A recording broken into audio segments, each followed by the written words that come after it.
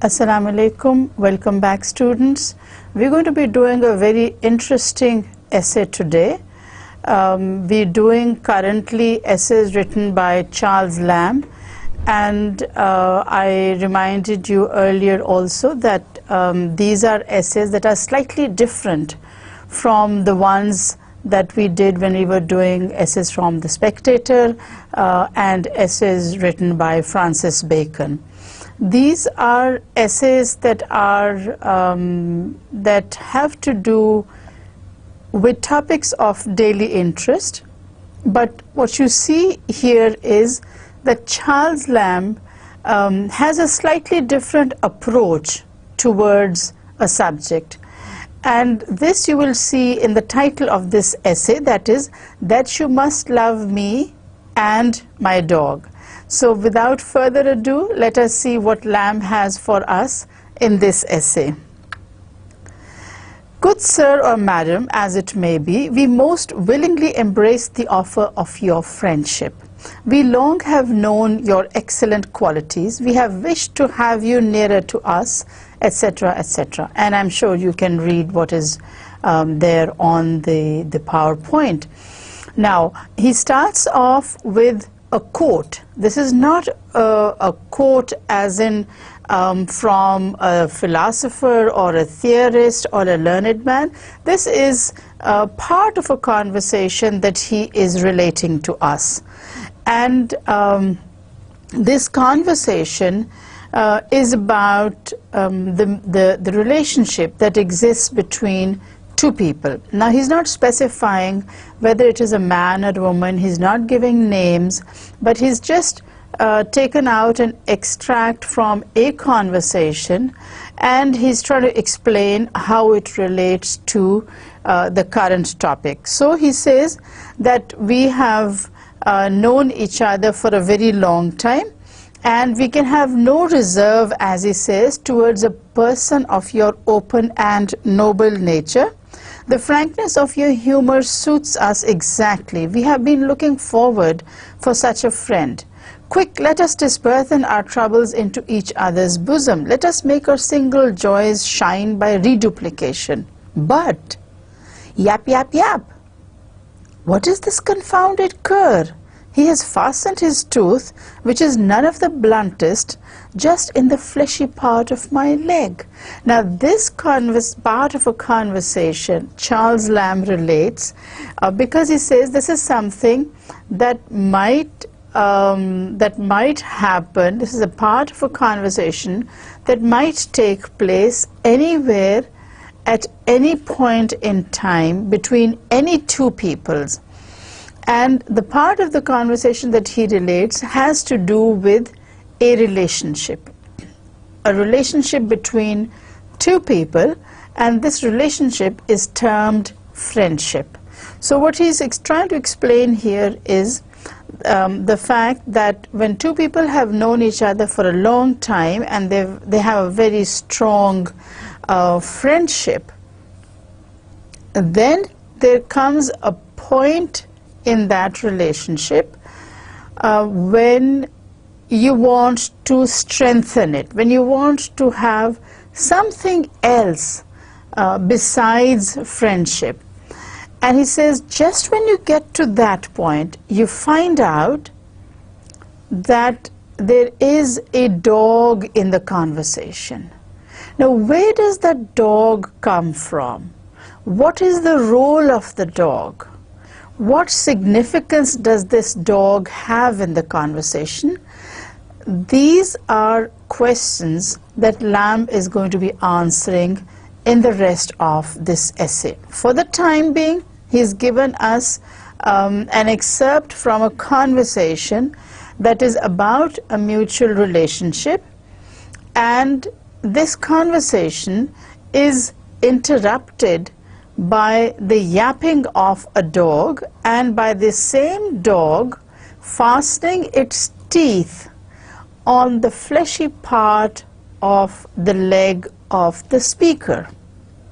Now that causes a pause in the conversation. Okay?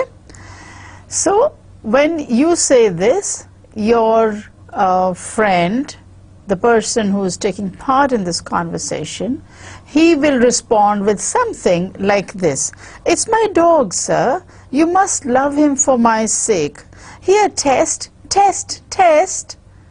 And test, you find out, is the name of the dog. So when I, for example, say, what is this dog doing here? You respond and you say, well, that's my dog, you know. And I call him Test. So I said, he may be your dog, but he has bitten me. What do I do? And what do you say? He says, aye, that he is apt to do till you are better acquainted with him. I have had him 3 years. He never bites me. And yap, yap, yap.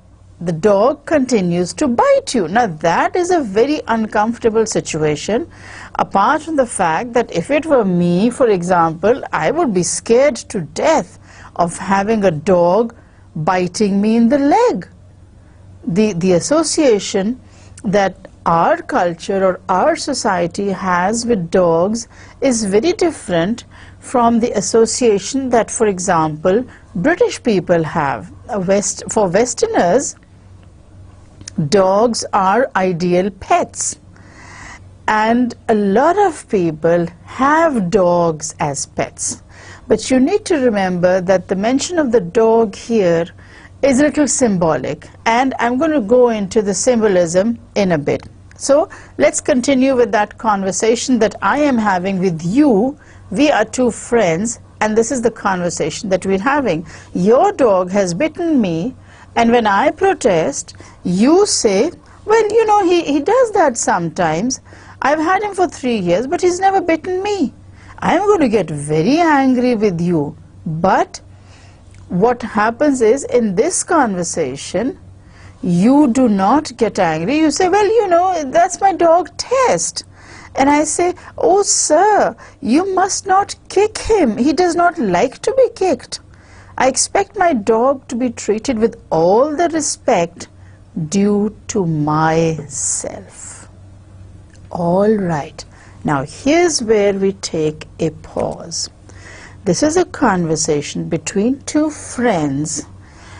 Friend A says, you are a very good friend. I want to strengthen this bond. And while friend A is speaking, the dog of friend B bites friend A, and friend B says, oh, well, you know, he does that sometimes. Now, that's not a small issue.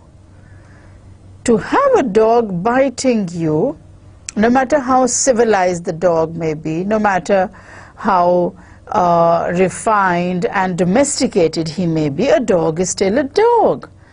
But friend B says, if you want friendship with me, you have to love my dog even if he bites you. So, a little presumptuous, I would say.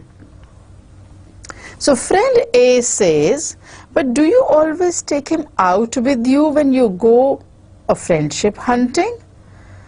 And friend B says, it's the sweetest, prettiest, best conditioned animal. I call him my test, the touchstone by which I try a friend. No one can properly be said to love me who does not love him. So what friend B is doing is that he is making this dog to be the supreme test of friendship.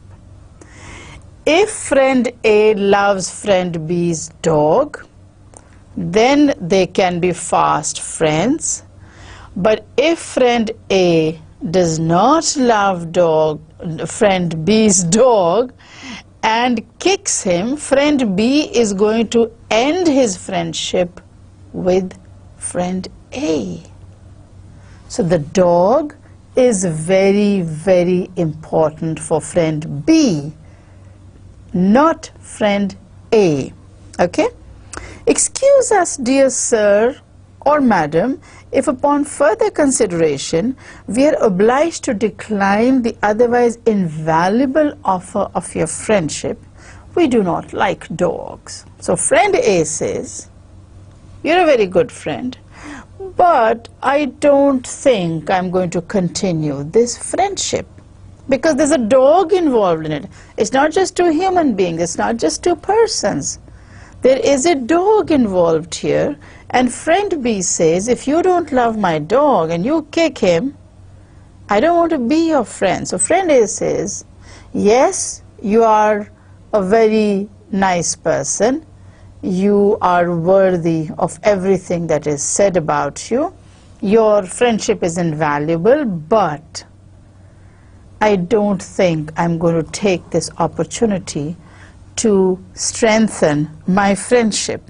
And friend B says, is friend B offended? Not at all. He says, mighty well, sir, you know the conditions. You may have worse offers. Come along, test. So he goes with his dog test, and that's the end of this relationship.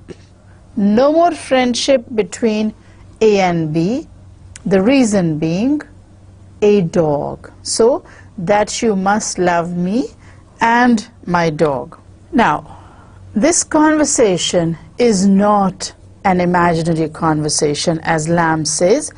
We have had frequent occasions of breaking off an agreeable intimacy by reason of these canine appendages. So these are like attachments, you know, fixed to a human being.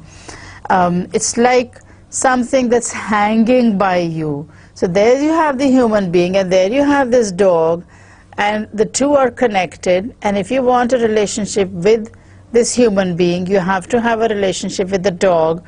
Otherwise, the dog owner will not want to have anything to do with you, not realizing that everyone does not love dogs. So, one man's meat is another man's poison. What you like, I may not be able to withstand. What I like may not be bearable for you. It may be bearable for 100 other people, but not for you. So, what Lamb is trying to emphasize here is that for each one of us, our likes and dislikes are different. They do not always come in the shape of dogs. They sometimes wear the more plausible and human character of kinsfolk, near acquaintances, my friend's friend, his partner, his wife, or his children. Now, this needs to be explained. You remember what I said about dog being a symbol for other beings or other creatures? Here is where that question is being answered. It is not only dogs who come into this relationship between two human beings. It can be the other person's spouse, children, relatives, friends, anyone. But when you start basing your relationship on something other than your common interests or your mutual likes and dislikes, that is where the friendship is very sorely tested. We could never yet form a friendship, not to speak of more delicate correspondences, however much to our taste, without the intervention of some third anomaly, some impertinent clog affixed to the relation, the understood dog in the proverb. The good things of life are not to be had singly, but come to us with a mixture, like a schoolboy's holiday with a task affixed to the tail of it. So, one more symbol he brings in. Let's go back a bit, and Lamb says that there can be no friendship without this appendage coming in, without this extra person being thrown in. This relationship is between two persons, and yet one party brings in some other party and says, you know, if you're my friend, you're going to love so and so just as you would love me. Now that is not always possible, particularly if the person that you have affixed to you, or appended is the word that Lamb uses, happens to be boring, officious, full of self-importance, or just plain obnoxious. There are all kinds of people in the world, but the coincidence is that whenever a relationship is going to be tried, it's going to be tried by this appendage in the form of a person you cannot tolerate, a person having bad habits, dirty habits, a person being generally so unpleasant that you start regretting why you formed this relationship in the first place. So when Lamb talks about this impertinent clog in the form of a dog or a relative or a friend's friend being attached to the relationship, he is speaking out of personal experience. He's speaking out of knowledge that he has garnered during his lifetime. And he says that a good relationship is always soured when this third person comes in and one of the two individuals wants equal importance to be given to this third person, for whom Lamb has used the symbol of a dog.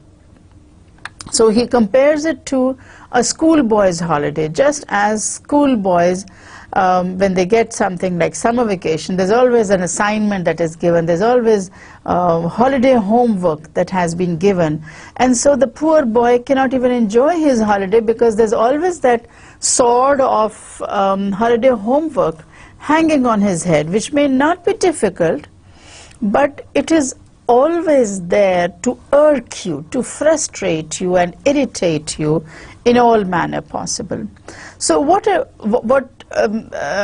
human being feels is, and these are thoughts that Lamb has expressed in this slide, where he says, what a delightful companion so-and-so would be if he did not always bring his tall cousin with him.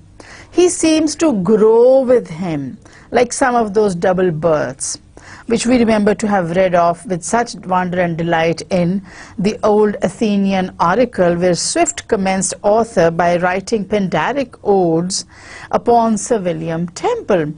So he says that, you know, this kind of a situation reminds you of the Athenian oracle, which talks about double births, or which talks about what you would call twins, or you know, something like that. So this person with whom you have a relationship does not appear as one person, he appears as two persons, and that's why Lamb gives the reference of twin births.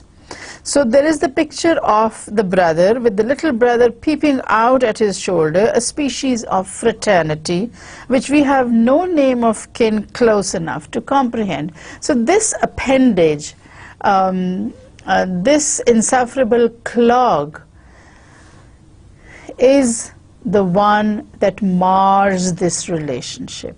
There's a beautiful relationship, a very strong friendship, but because there's this third person involved, that entire relationship falls apart.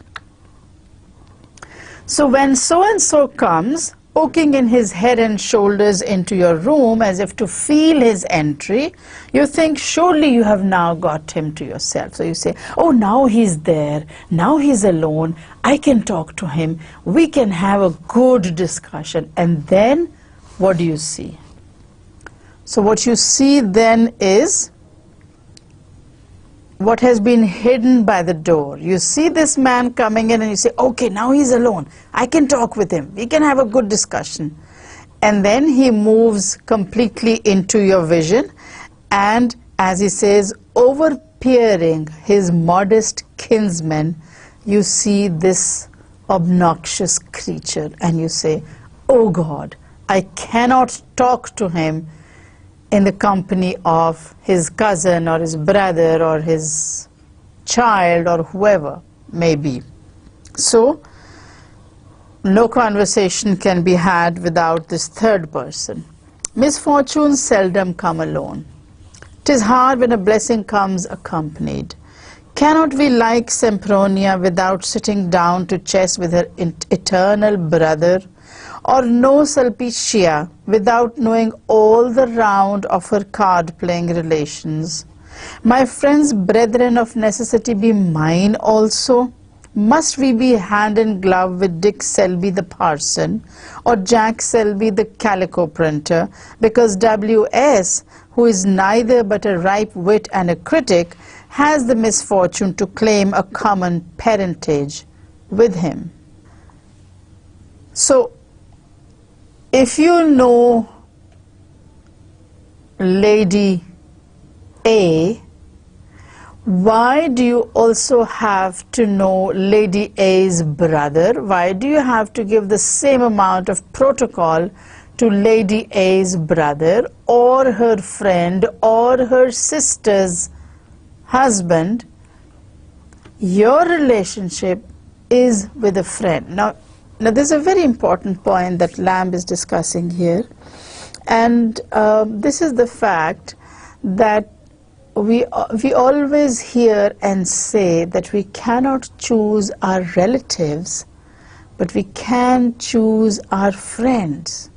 What Lamb is trying to say here is that we can't even choose our friends, because when we choose our friends, we find out that those friends have relatives or have relations who are an integral part of their personality or of their physical self, and it's very difficult to separate the two. So he says, if I want to have a game of cards, for example, and I want to have it with my friend, why do I also have to include her friends in the game of cards? It's not required. My relationship is with my friend. I don't want to know her whole family. I don't want to hear the history of the entire clan. I just want a relationship with one individual, and for me that is enough. So Lamb gives various examples here, and he takes up the name Selby, and he says if we want a relationship with one Selby, we do not want to have relations with all the Selbys in the world. We want just that one Selby, and that is it. The same is true of women.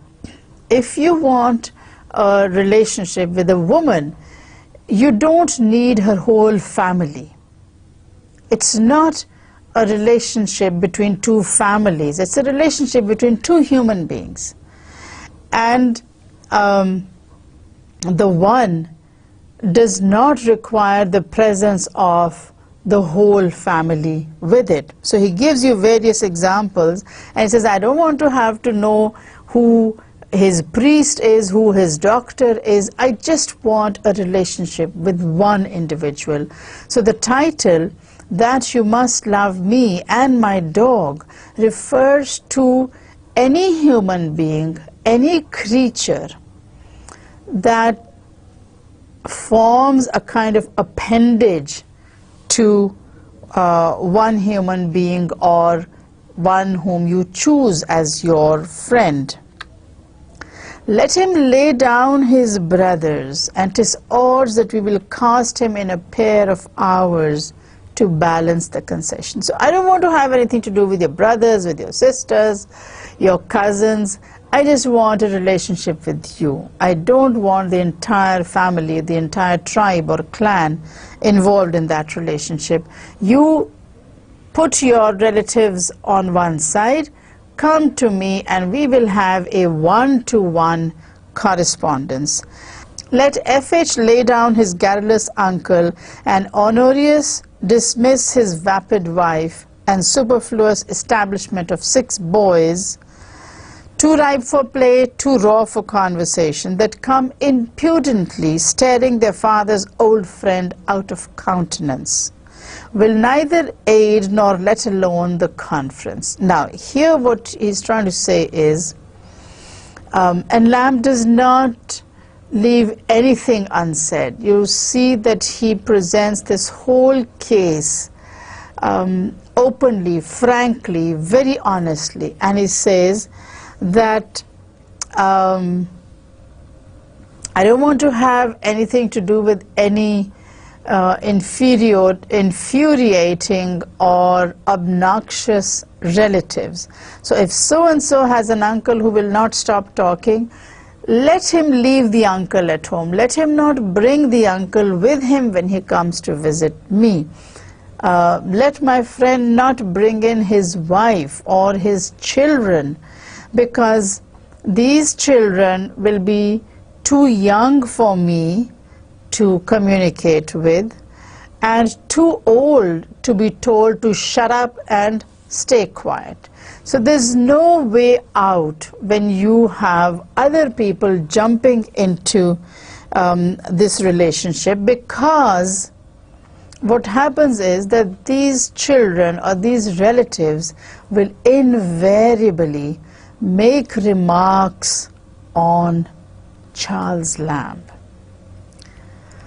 Now, from what you remember of the background of Charles Lamb, Lamb was lame-footed. He had this disability, and added to that was the fact that there was this strain of insanity in the family.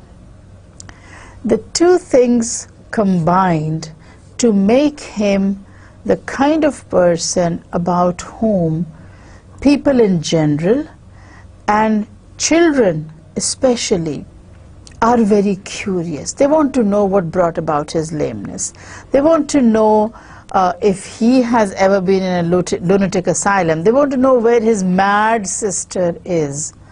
And things like that can become very uncomfortable. So Lamb doesn't want to have any of these useless appendages jumping into the relationship that he enjoys with his friend.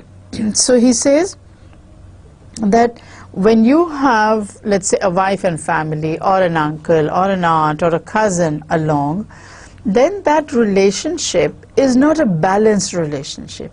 It's balanced only as long as there are two people, friend A, friend B. It will be balanced.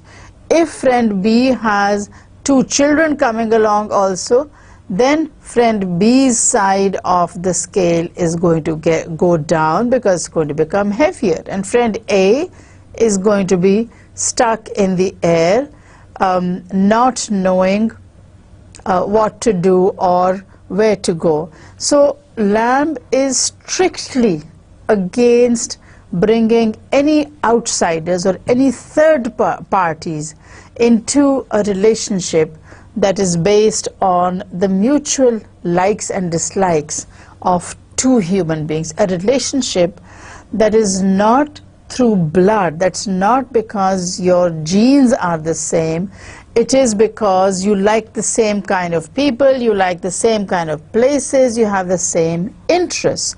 That's the reason for having a friendship, and that does not include having the same relatives. You do not bring relatives into this relationship. And it's even more insufferable when you have a man bringing in his wife and his children and trying to show this other person that he's missing out on something because he's a bachelor. That's something that Lamb could not take, because you remember he had this relationship which never amounted to much, and because of various reasons he could not get married. So he has this at the back of his mind also. It is well if your friend or mistress, and now he introduces another note, be content with these canicular probations. Few young ladies, but in this sense, keep a dog. So it's coming back to the symbol of the dog. But when Rutilia hounds at you her tiger aunt, or Ruspina expects you to cherish and fondle her viper sister, whom she has preposterously taken into her bosom to try stinging conclusions upon your constancy, they must not complain if the house be rather thin of suitors.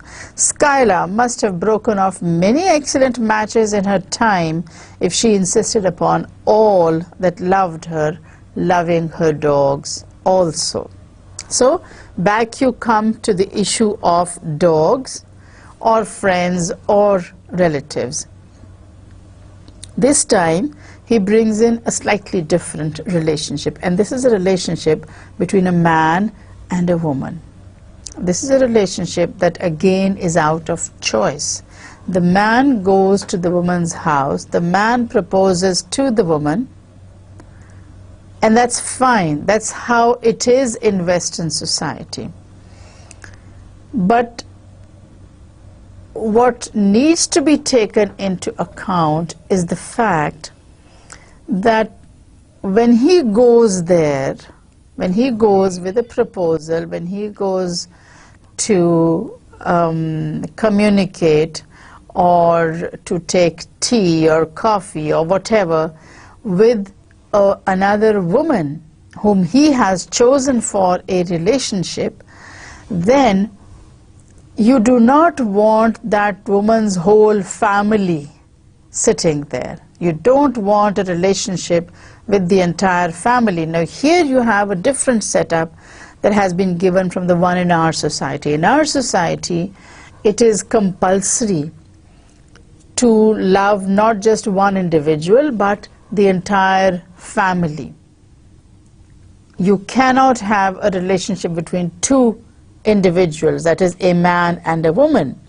So what he's trying to say is, in Western society, because it is accepted and because they have gone more and more for the nuclear concept of the family, Lamb says that when you want to see a woman, you don't want the room full of other people, other members of the family. You want to have that woman's attention for yourself.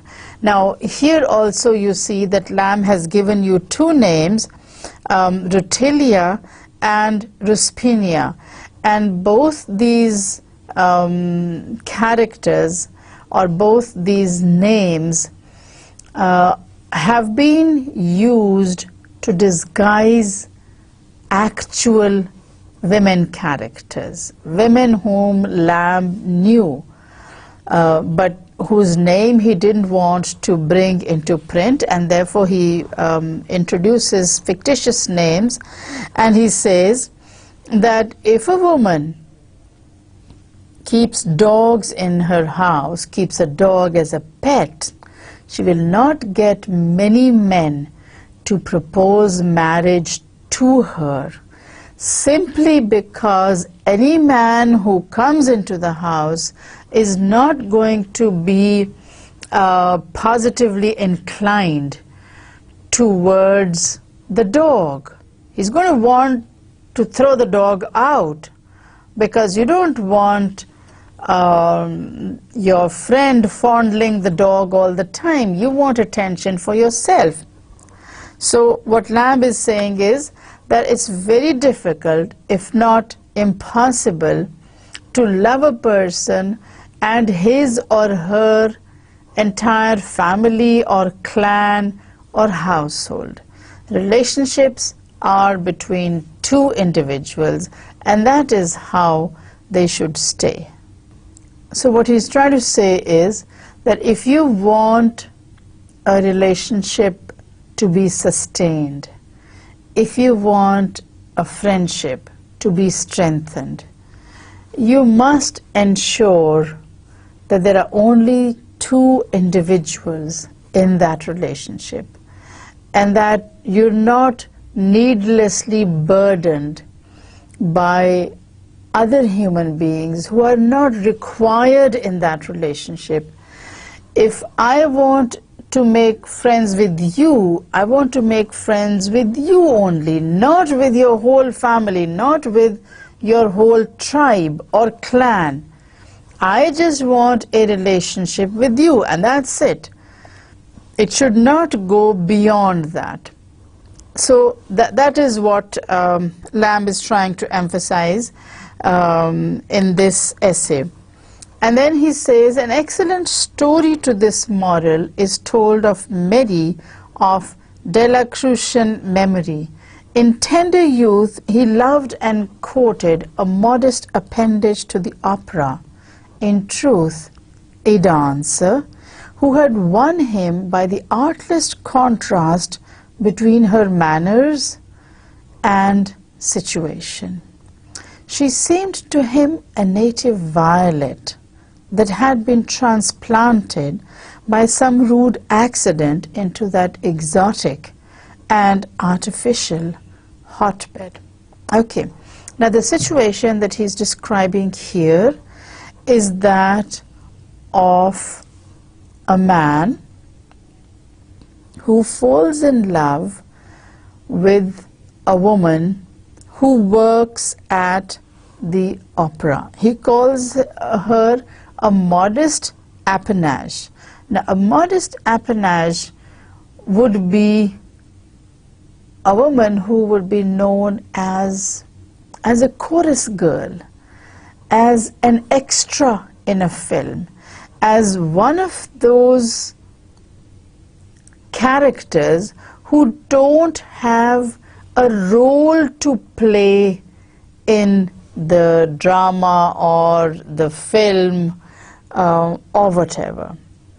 These are women or men who are employed by the hundreds, maybe by the thousands, depending upon the cast and story of the film or the play. So when he talks about a modest appanage, he's talking about a woman who is employed only in the capacity of an extra, and she might be, and in this case she is, a dancer. She does not play a role in the opera or in the magnificent stories that are told on stage, but she is one of many dancers.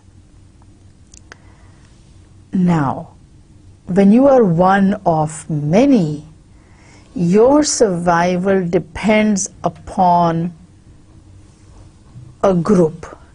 Your survival depends upon company. You cannot survive alone because you're not important enough, you're not big enough to survive on your own.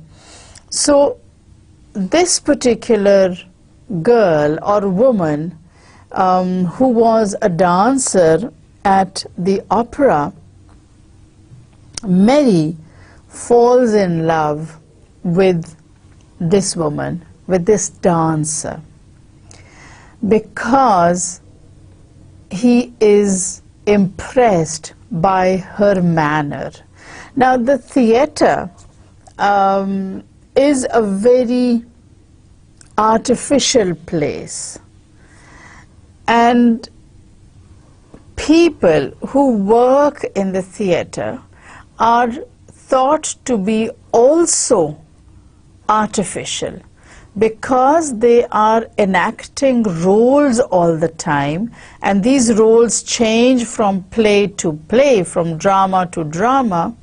Therefore, establishing a relationship with such a person always is at risk because of the kind of place, because of the kind of people you move around with. They're all highly artificial people, because they're acting all the time, so their natures, their temperaments also become artificial. And Lamb says that as far as this friend of mine is concerned, he was impressed by this girl because she appeared very innocent.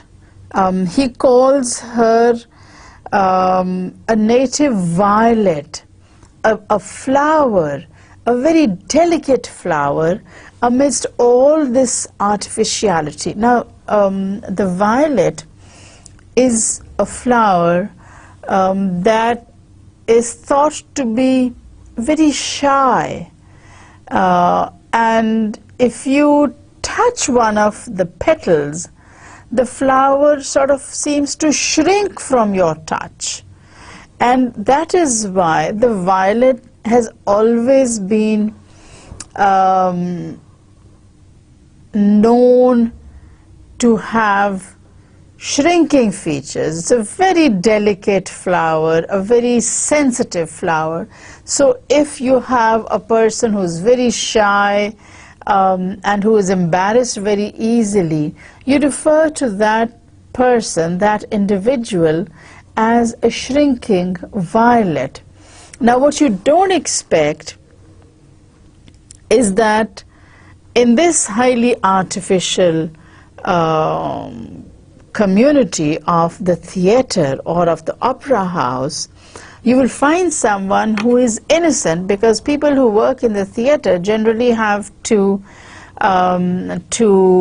deal with the world on a very basic and very direct level. And it's because they're thought to be hardened and to have no feelings, no finer emotions, that Lamb says that this woman impressed Mary because she had such good manners, because she appeared to be such a sensitive girl. And so he was taken in by her and he fell in love with her. And what happens next, we're going to find out.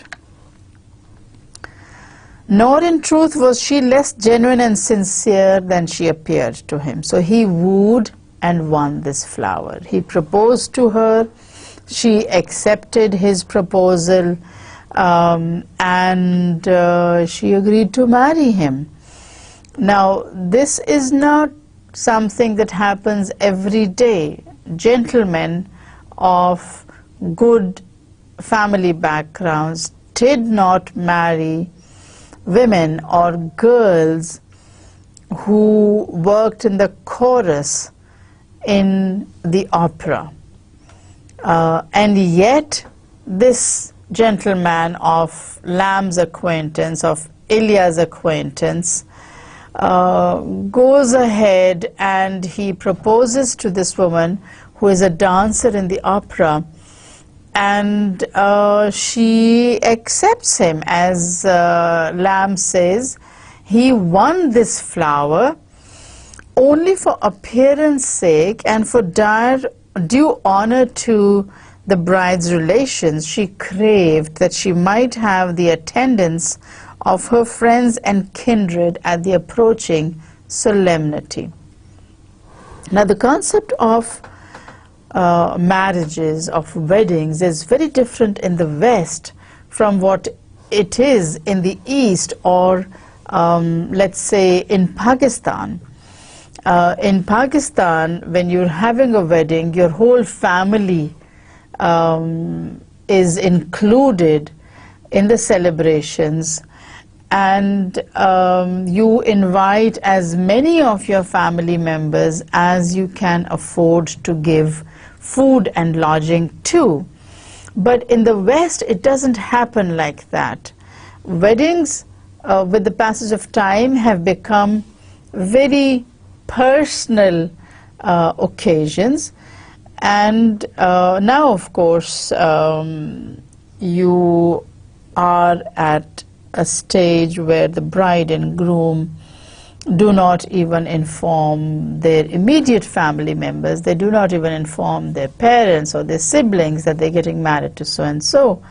They might call in a friend or two who is close by, who's in the vicinity, but that's about it. So even back in the 18th century, what we're talking about is the fact that Mary wanted to marry this girl, and when he had proposed and she'd accepted, her condition was that she would be able to invite her family and her friends at this wedding.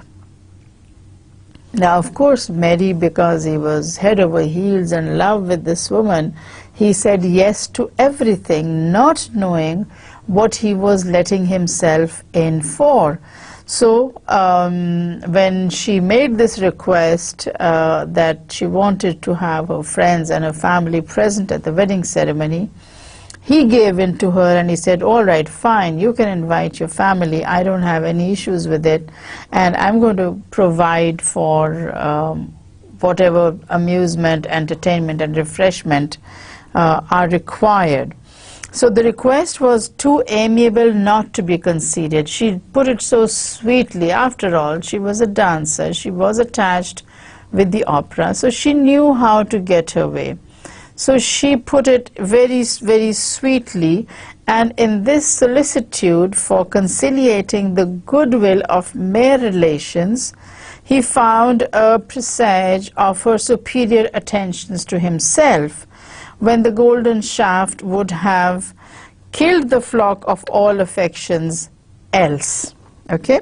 So we go back to this slide, and it says, when she put this idea across to the man, he was so much in love with her that he said yes, sir, to whatever she stated. So when she said that she wanted to have her friends and her family also attending the ceremony, the bridegroom, who didn't have a say in the matter, just said, all right, you want to have your family, we'll have your family. If you want to have your friends over for the wedding, we'll have your friends, but that's about it.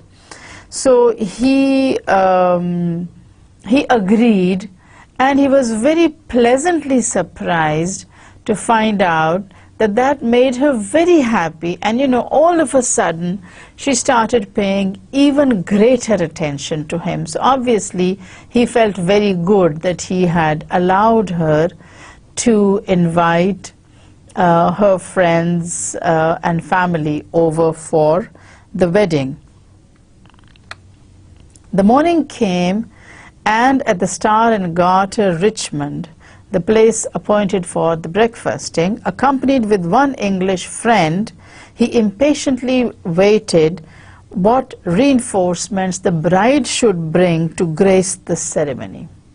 So a rich muster she had made. Now, the morning of the wedding approached, and there was a tradition amongst Englishmen of a certain class to have what is known as the wedding breakfast.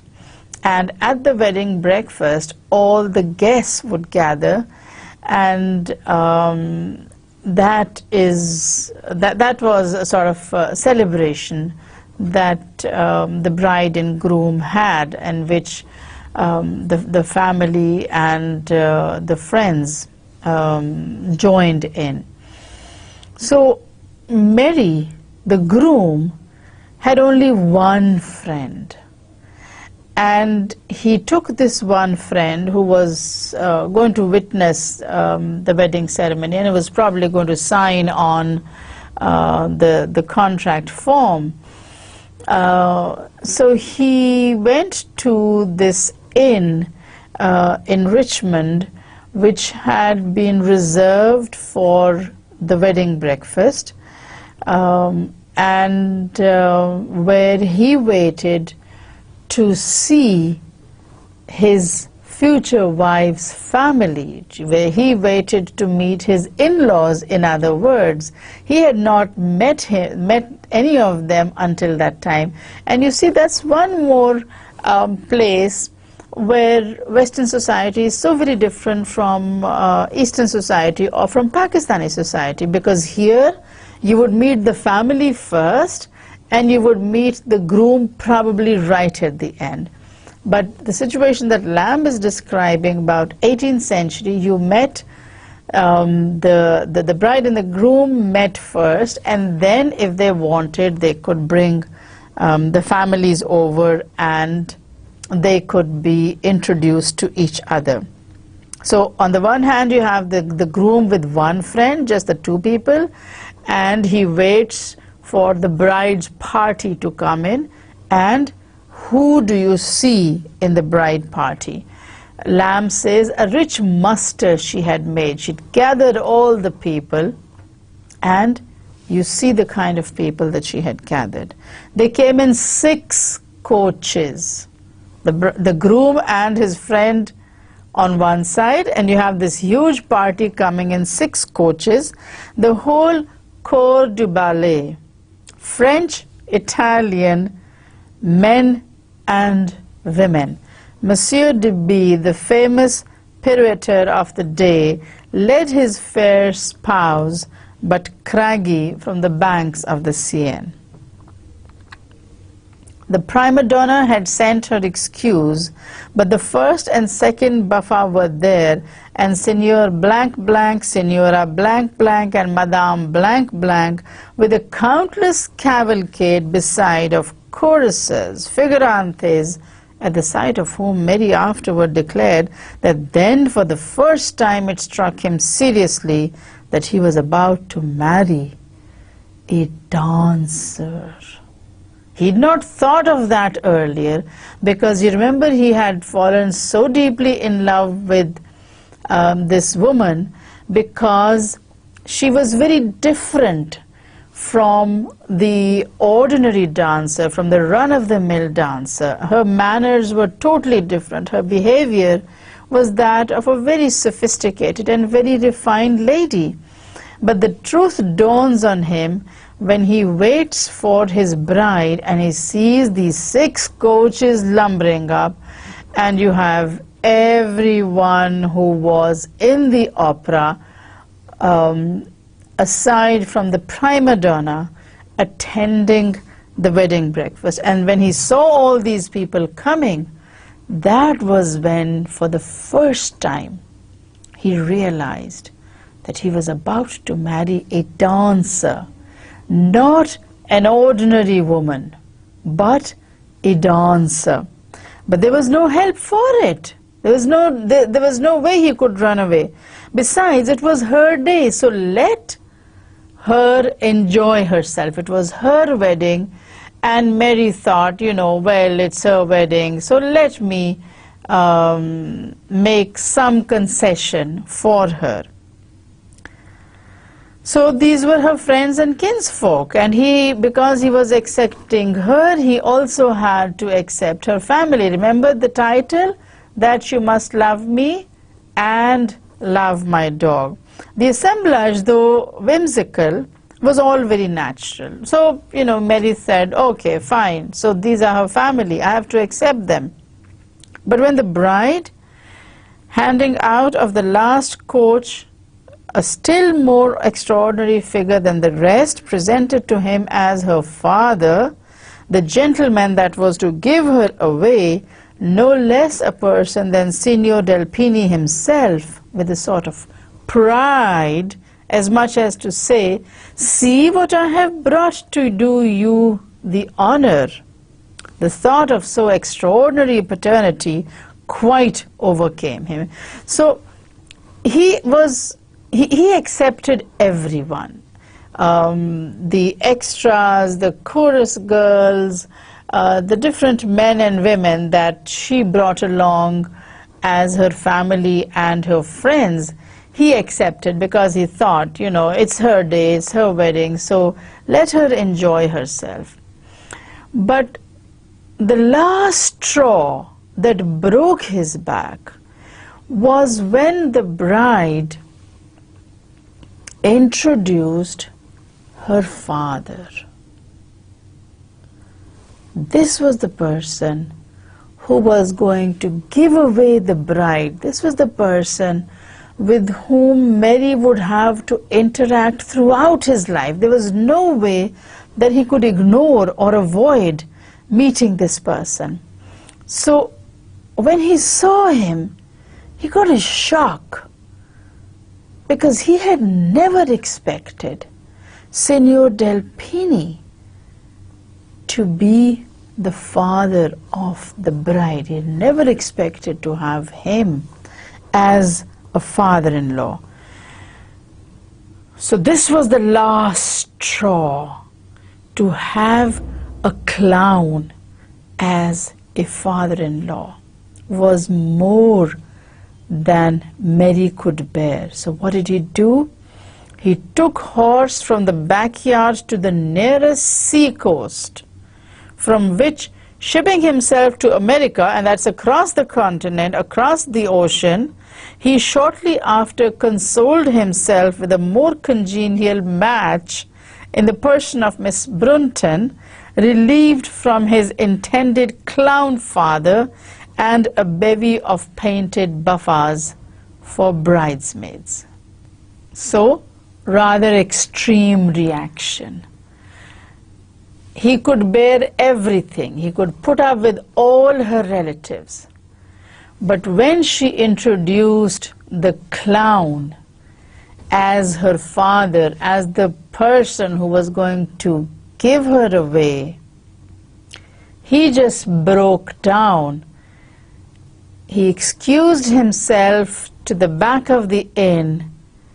He got a horse from there, and he did not rest until he reached the coast, from where he took the first ship sailing to the Americas, landed in the Americas, and married a woman. Any woman would have been better from his point of view, to one whose father was the clown in the theater.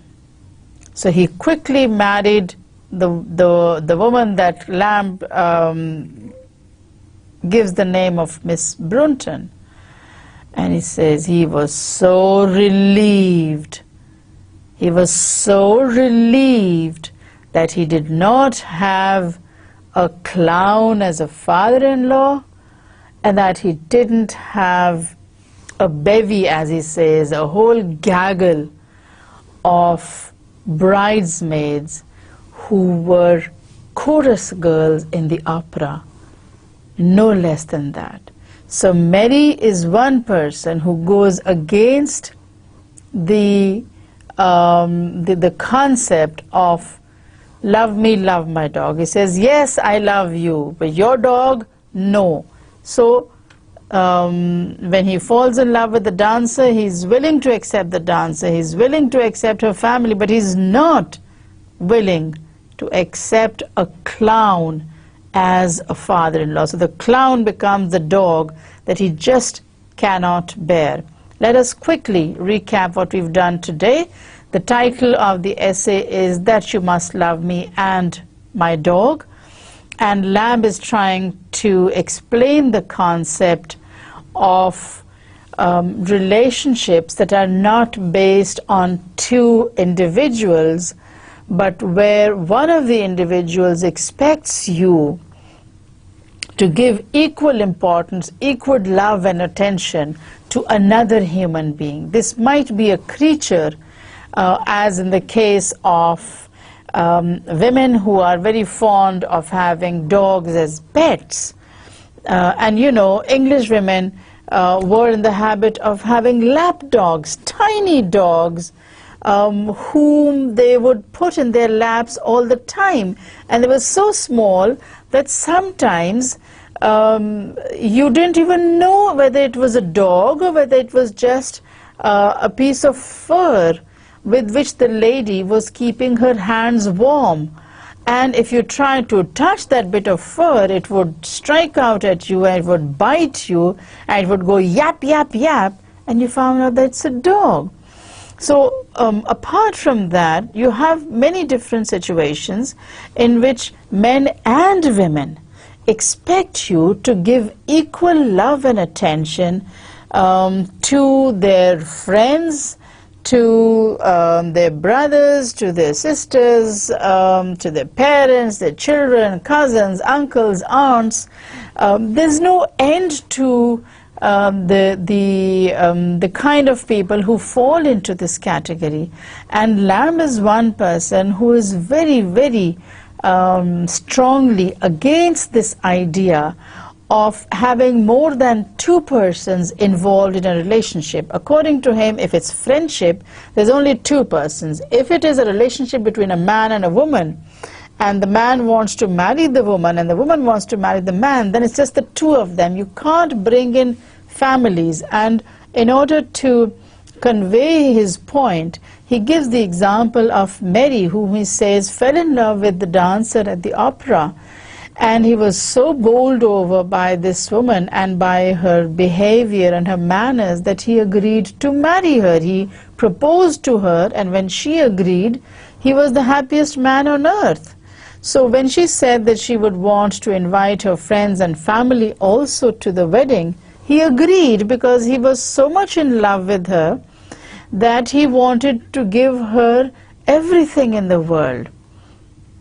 But when the wedding day arrived, and he reached the place where they were going to have the wedding breakfast, with one friend, he found out that you had the bride's family and friends coming in 6 coaches. Imagine, there's one person here, and you have people coming in 6 coaches. So when they started descending from these coaches, he started thinking that these are all people from the opera. These are all people from the theater. And then he consoled himself and he said, well, that's her family, those are her kinsfolk, so it's her wedding day, let me not make a fuss about who she's related with or who she's friend with. But the last straw was when she introduced a man to Mary and said, this is my father. And the person that she introduced as her father was playing the clown in the opera. Now that was the last straw. That was, literally speaking, the straw that broke the horse's back. And Mary quickly excused himself, took a horse from the backyard of the inn, and he rode for the coast to put as great a distance between himself and this family of entertainers. He took the first ship sailing from the coast, crossed the ocean to the Americas, and married a woman there. A woman who did not have the entire opera as her family. A woman who was ordinary, but with whom he established a one-to-one correspondence. There was a relationship between just that man and woman. No family involved, no useless appendages, as Lamb said in the very beginning of the essay. So thank you very much for being patient and for being very good students. I'll meet you again the next time with another essay by Charles Lamb. Allah Hafiz.